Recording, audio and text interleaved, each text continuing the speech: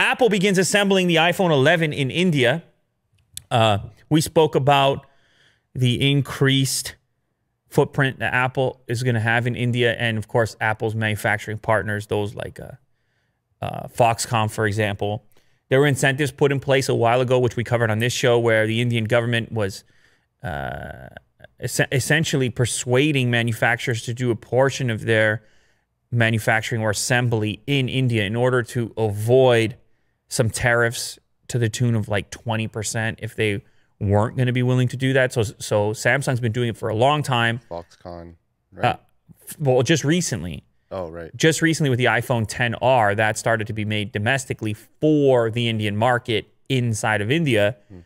By made, of course, I mean assembly. They still got to bring parts in for it, but that was not the flagship model at the time. So Apple had kind of eased into the idea of India starting to adopt more of that assembly role. This is big news because that's their current model. The iPhone 11 is their current flagship model, and I guess they're satisfied with whatever's taken place with the iPhone XR in order to expand their program there and bring the iPhone 11 alongside.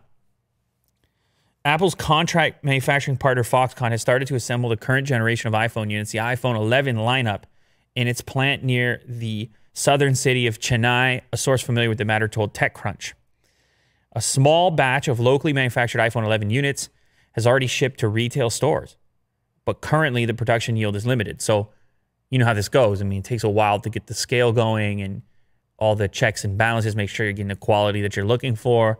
And it's difficult to set up these assembly lines. It's precision stuff, and perfection is required. I mean, this is hard stuff. I visited these types of facilities in the past. Yeah. So have you.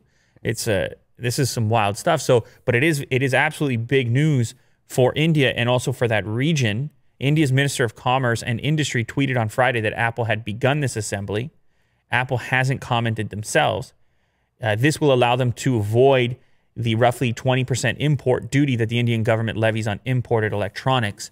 This is one area in which Apple is starting to take India seriously. The other area is actually opening online sales directly, which is a thing that they haven't done yet, and they're scheduled to do fairly soon. And then the last piece, which is open physical stores. They still don't have that either, but they're planning on doing that as well. Of course, there's been a few delays on that front, but this means a couple of things. It means jobs, obviously, for India, which is what the Prime Minister's interested in, and the people, presumably. But it also means potentially a decrease in cost for these flagship models, because that 20% duty is going to end up affecting the customer at some point. Whether, I mean, Apple's not going to be satisfied to just gobble that up themselves. So it's going to get passed on, those expenses.